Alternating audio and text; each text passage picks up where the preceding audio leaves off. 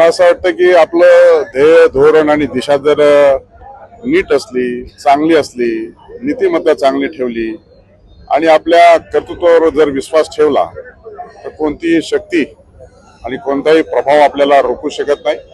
याच माध्यमातून नेहमी करता मी काम करत राहिलो। पक्षाचा प्रामाणिक कार्यकर्ता म्हणून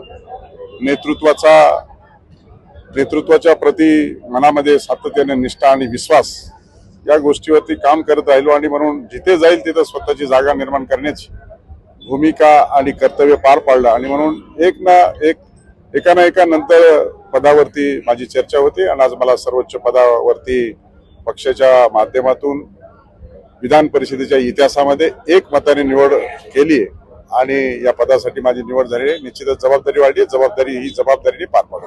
थँक्यू।